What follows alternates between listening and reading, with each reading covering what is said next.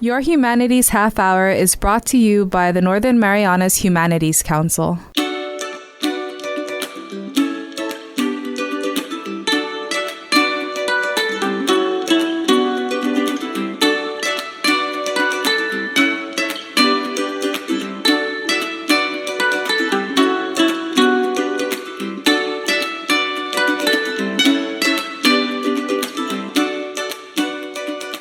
Hapaday, Tantiro. Welcome to Your Humanities Half Hour. Our guest today is Dr. Jennifer McKinnon. She's the Associate Professor and Director of Graduate Studies at the Department of History Program in Maritime Studies at East Carolina University. And some of you may recognize her. She's worked on a number of history-related projects here in the Marianas.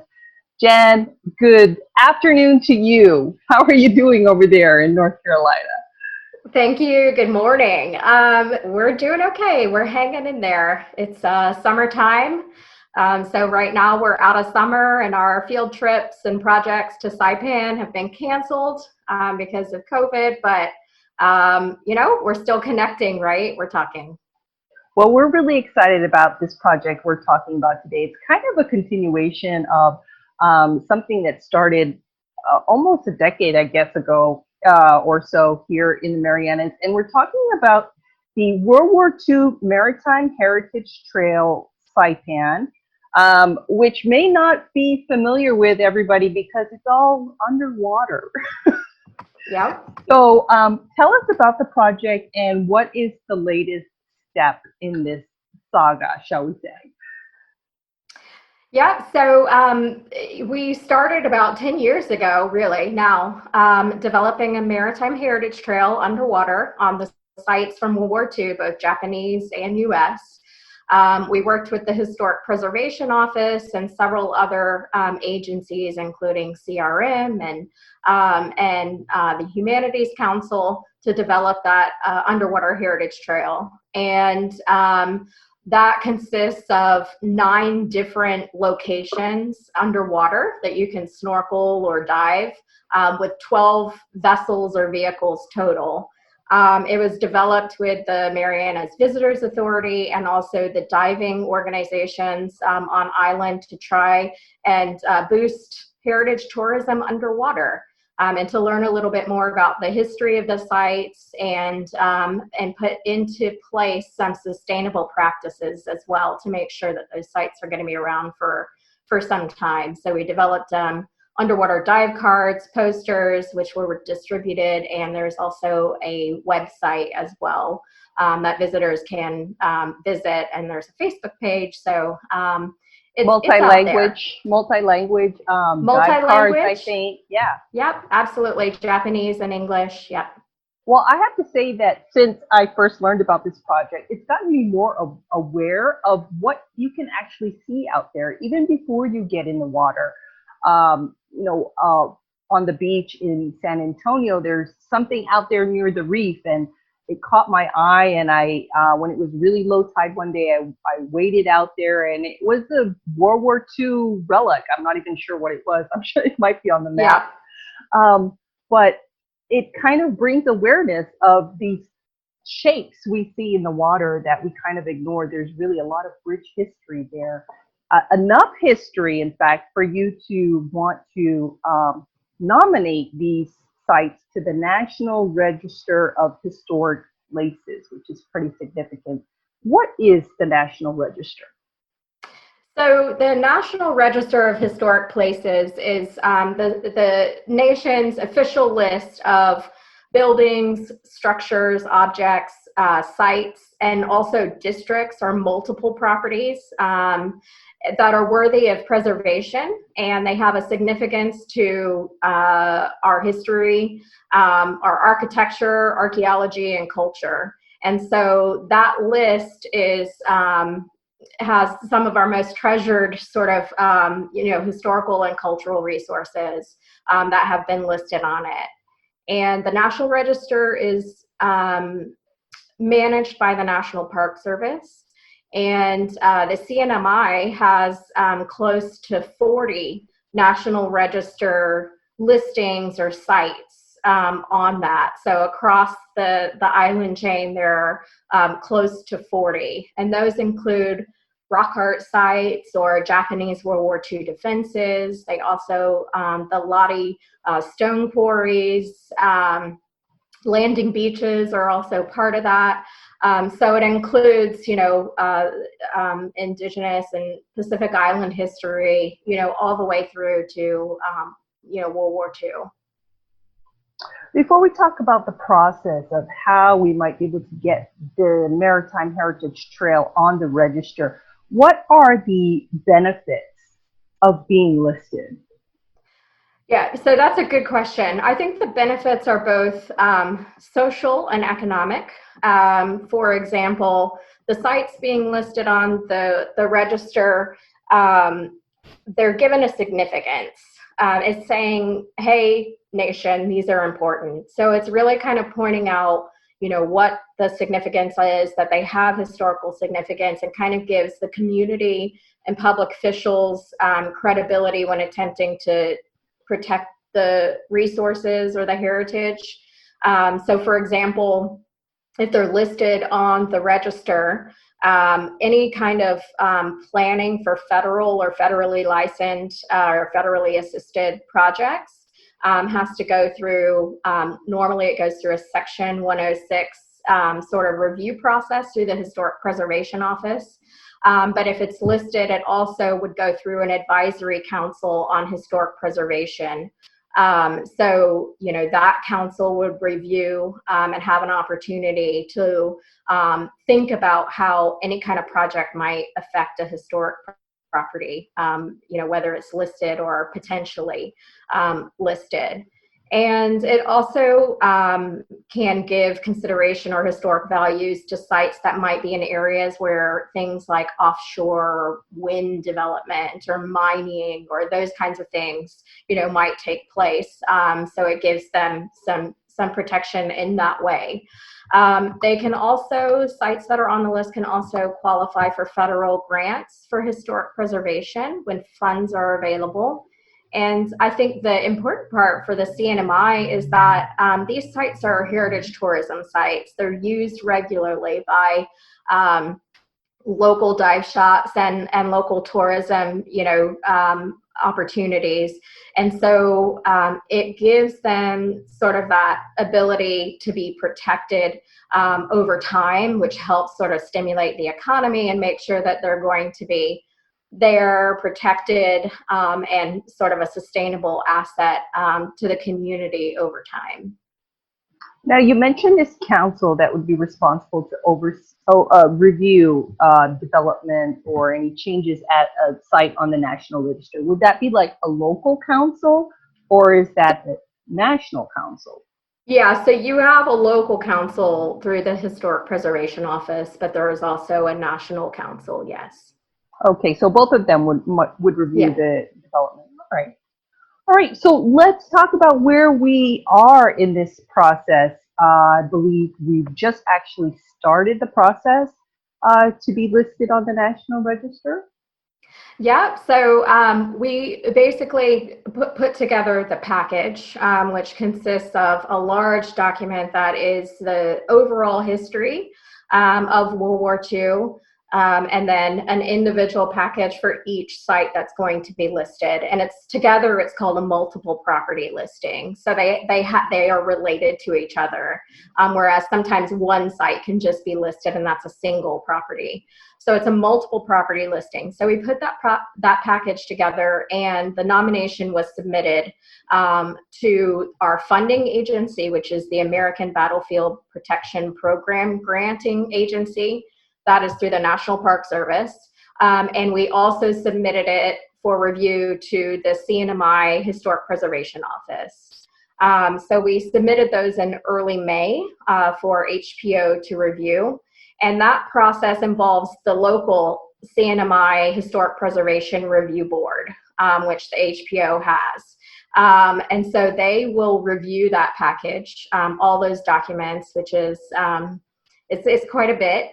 It's probably over 100 pages, and they'll make a recommendation to the CNMI Historic Preservation Officer Miss Rita Chung, and to accept or deny or make changes to the nominations. And then Ms. Chung, as the Historic Preservation Officer, would make the recommendation to the National Park Service, which makes the final decision on the property's listing. So it goes through a few stages to make sure that, you know, the community has input, they have knowledge, they have the ability to, you know, make changes to it, and they have the ability to say yes or no, you know, on the listings.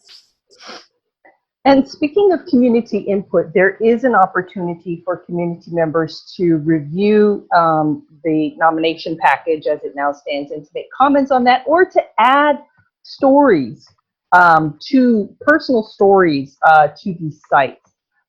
What is the process for that, and why is it important?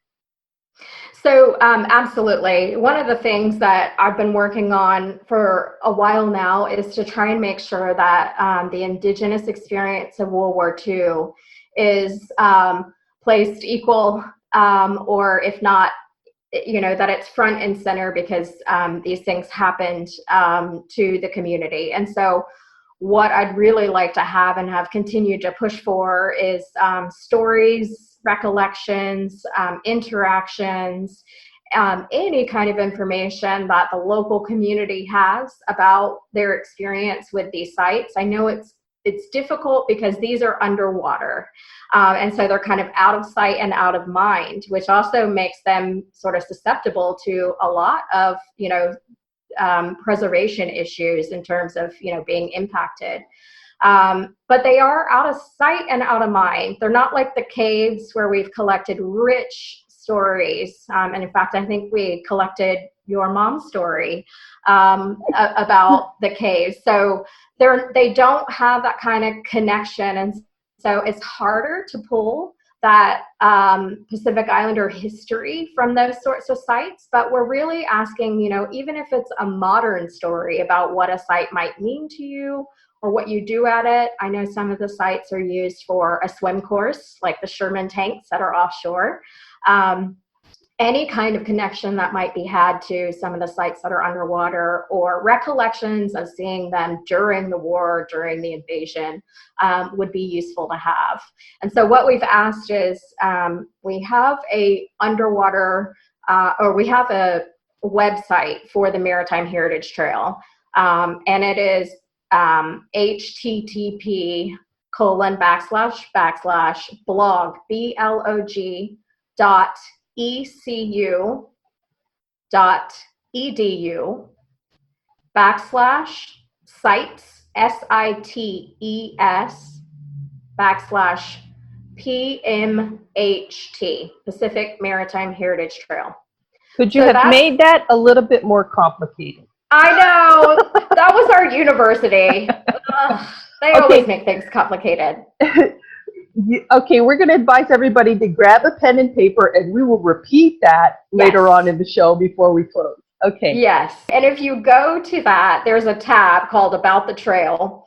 And if you hit that tab, there is a spot where you can make comments. But we are also providing other opportunities. We put out a press release on May 21st. So it ended up in the Tribune and then the Variety. And that has also the website on it so that you can go and click on that. So if you sort of Google and find the press release, we're also going to be doing a webinar where people can log on, and I will provide a presentation about the project and the sites. And that is going to be on Wednesday, June 10th at 9 a.m. Okay, and so during the webinar, can people share comments, or what is the ultimate purpose? Okay. Absolutely. So I'll provide probably maybe a 20-minute overview and some of the history, you know, that we have been able to uncover. I will also answer any questions, and then there will be a comments box, and people can provide comments. I can record it, and so that we have that information. And so I'll also be sending that link out through the Humanities Council and HPO's list and the National Park Service list, And if we need to, we'll take out an ad in the newspaper or do another press release. So again, that's Wednesday, June 10th at 9 a.m. local time. Yep. So that'll be 7 p.m. for me. All right, you better copy up for that, Jen. That's right. This sounds like a really good opportunity also for like divers or dive operators to share their experiences with the sites, or as you said, people who have memories from the old days, encountering or any kind of encounter with these sites or memories. So people can either tune into the webinar on Wednesday, June 10th at 9 a.m. and or they can search that website off of the local newspaper article about the World War II Maritime Heritage Trail in Saipan, and then submit their comments. When we come back, I was hoping you might be able to share a little bit about not only the specific sites, but also any local stories you may already have. Sure, absolutely. We'll be back after this break. The COVID-19 pandemic continues to impact our daily lives, including our cultural institutions and individuals who contribute to the humanities. The Northern Marianas Humanities Council is pleased to announce a new grant program to respond to the needs of nonprofit organizations and individual participants in the humanities who need support through this difficult time. The COVID-19 Relief Grant provides up to $15,000 to eligible organizations and up to $10,000 to eligible individuals. Visit the Northern Marianas Humanities Council website at www.nmhcouncil.org/COVID-19 to learn more about this opportunity for relief. The Northern Marianas Humanities Council COVID-19 relief grants are made possible by funding from the U.S. Coronavirus Aid, Relief, and Economic Security, or CARES Act, and the National Endowment for the Humanities. Welcome back to Your Humanities Half Hour. We're talking about the World War II Maritime Heritage Trail in Saipan and its nomination to the National Register of Historic Places. Our guest today is Dr. Jennifer McKinnon of East Carolina University. Jen, for those that are not familiar with the 9 sites on this trail, can you just give us a run through, and maybe some of them will sound familiar? Yeah, absolutely. Like I said, it consists of both Japanese and U.S. Vehicles and aircraft and shipwrecks. First up, I guess, is one of my favorites. It's the Japanese Aichi 13A Jake float plane. So it is a Japanese float plane. It's upside down. It's very near Managaha Island, and often the sort of glass bottom boat that's in operation will kind of roll over that one. It's a small little float plane and it's upside down. It's a perfect little dive, 20 feet of water, 25 feet of water on crystal clear, sandy bottom. So it's gorgeous. There's also another Japanese aircraft. It's locally known as the B-29, but it's not a U.S. plane. It's the Japanese Emily. It's a Kawanishi H-8K seaplane, and it was likely shot down on takeoff. It has a couple moorings, so it's a very popular diving destination. We see a lot of divers on the site, and some of the features on that site are pretty incredible. There's a Japanese and a Korean monument on the site, but you can also see the gun turret with the gun still sticking up, and also the cockpit, which is pretty fantastic and amazing. You can also see some of the paint that's still on the fuselage. There is a U.S. TBM Avenger torpedo bomber that's out on the reef, just sort of south of Managaha. And that site is, we've got it nailed down to potentially 2 aircraft that potentially went down. That one's kind of interesting. It's also upside down, and its landing craft are sticking up. Its legs, basically, are sticking up. So it kind of looks like we call it the fried chicken plane because it's got coral reef growing all over it. So it looks real crusty. It's kind of a neat dive because there's so much marine life on it. There's also another U.S. plane, the PBM Martin Mariner, that is sort of out in the middle of the lagoon. That is also a great little dive. Often you can spot a little shark or two sitting underneath it. It has some good relief. And those are the seaplanes and bomber planes. There's also the Japanese freighter, which most people know as Shinsen. It's presumably Shoin Maru, which was bombed offshore, brought into the harbor during the war, and then sunk by U.S. planes during sort of pre-invasion strafing. And that's that big one that sits out there that has the few buoys, and you often see a lot of snorkelers and divers out on that site. There's two Japanese Daihatsu landing craft, which were kind of transportation vessels. There's a possible Japanese submarine chaser that's also on the trail. The bow of that really shows you that it's a sub chaser because it's very narrow and pointed, and so meant to go through the water fast and find submarines and be patrol. There's also the 3 Sherman tanks that are just offshore Susupi and Chankanoa that most people recognize and know. And then there's also a U.S. LVT, a landing vehicle tract, which is an amphibious vehicle that was used during the initial amphibious invasion, and that's up near the seaplane ramp. So those are all the sites that are on the Heritage Trail. Would you say there's any particular discovery you made during your initial research to establish the trail that was surprising? I think one of the things that we thought was just kind of cool, because archaeology is a lot like a puzzle. It's kind of like solving cold cases, where you put together information to try and determine how long something's been there and how it got there, what is its story. And the Jake plane has always kind of been my favorite because it's just there underwater, and it's somewhat whole. And when you look, we did a lot of sort of recording of that site. When you look at the tail, it has bullet holes in it. You can see the entry and the exit of the bullet holes. But you can also see like this crimped area. It's almost like somebody put a chain or a rope around it and tightened it and pulled it really tight. And so putting that together with the bullet holes, we know that when you dispose of aircraft, they sink engine first because they're quite heavy, right? So if you've got a sinking, plane, they're sinking often engine first because it's heavy, all the iron. And so to release any trapped air or gas, and we know that the U.S. did this, they would shoot holes in the tail to release that air. And then, so we have put that together with this idea that might be a disposed aircraft. Like it didn't get shot down, but it was probably being disposed and so they wrapped a chain or a rope around it, threw it off a barge and shot a couple holes in the tail end, and it sunk to the bottom.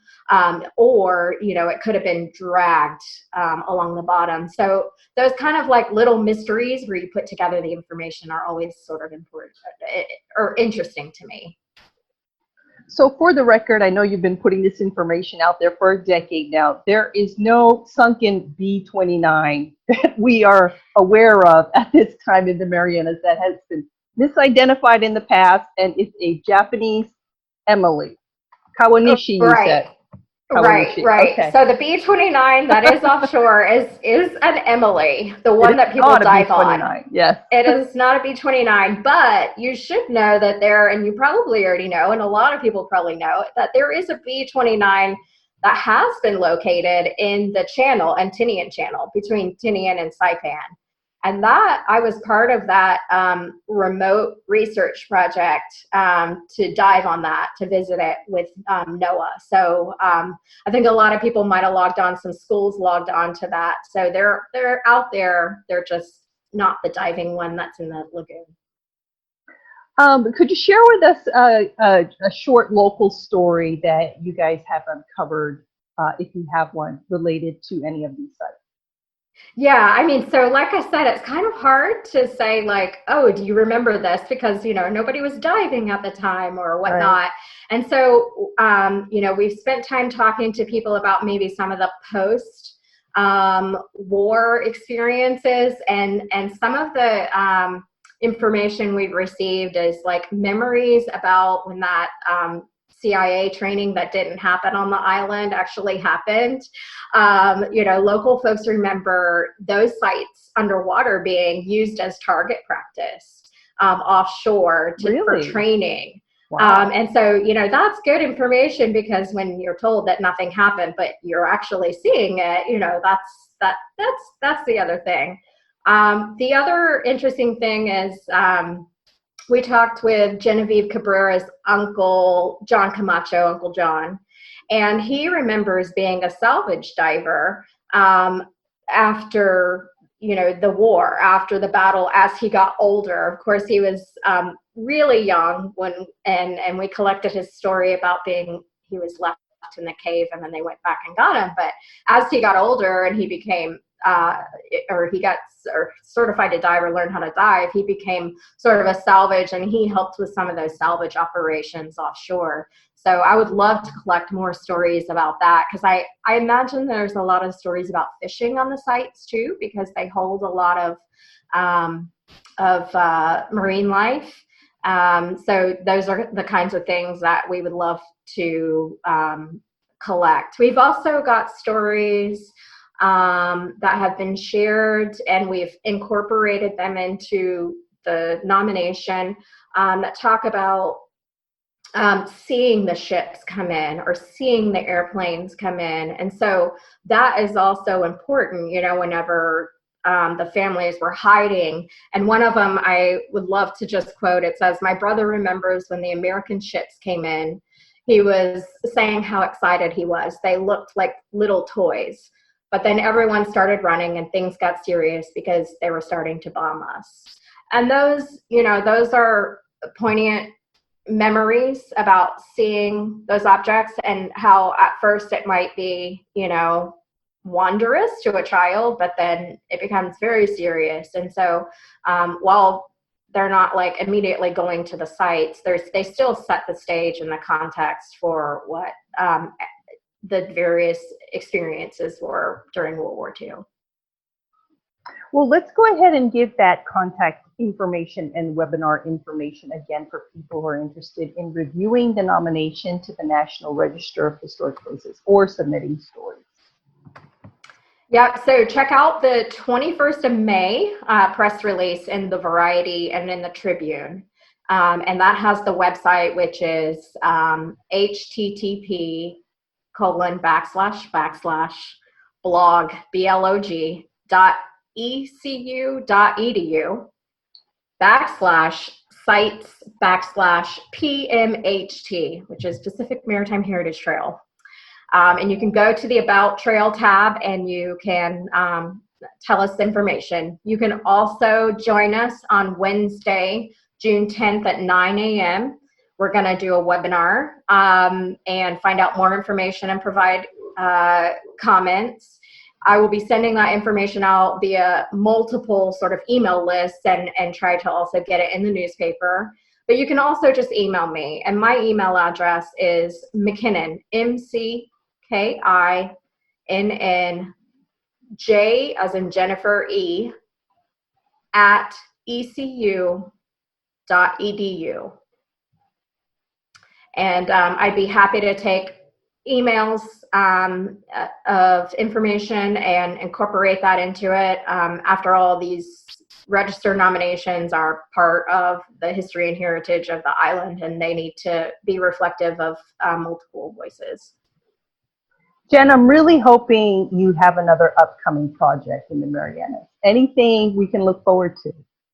I do. So we had to put the stops because of travel on a current project where we're collecting microbial information. So little microbial samples of the aircraft, the World War II aircraft, to look at what kind of microorganisms are causing deterioration, which causes them to break down.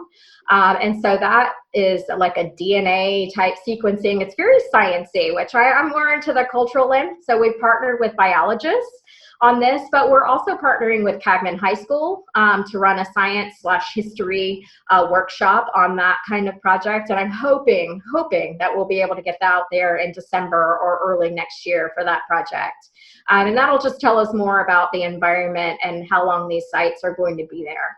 The other project that I'm really keen to start working on and finding some partners to work with is a spinoff from the project that we just ran that was funded by the Humanities Council, where we put together a history of, or a narrative of Indigenous experiences during the camps. So Camp Sasupi. So we did a project, a small project to collect stories from life in the camp.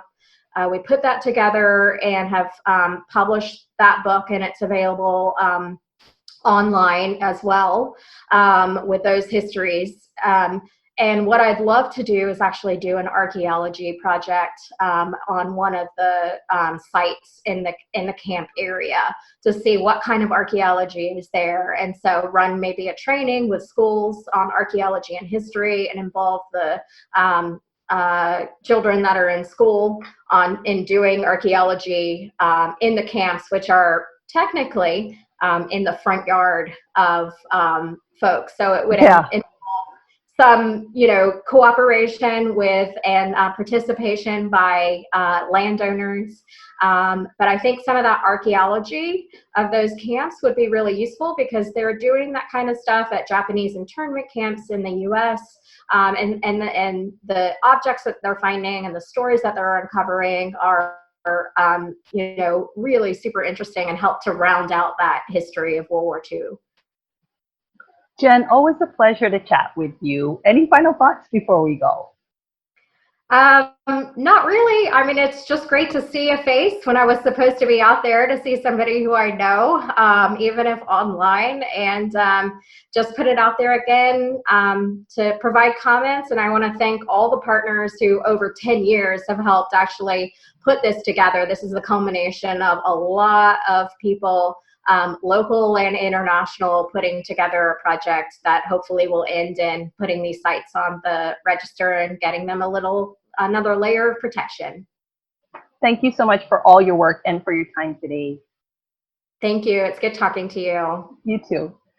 Our guest today has been Dr. Jennifer McKinnon. She's the Associate Professor and Director of Graduate Studies, the Department of History Program and Maritime Studies at East Carolina University, talking about the World War II Maritime Heritage Trail in Saipan and its nomination to the National Register of Historic Places. Again, if you'd like to share your local stories or recollections on any of these sites, you can join the webinar on Wednesday, June 10th at 9 a.m. and find out more from the story in the local papers on May 21st.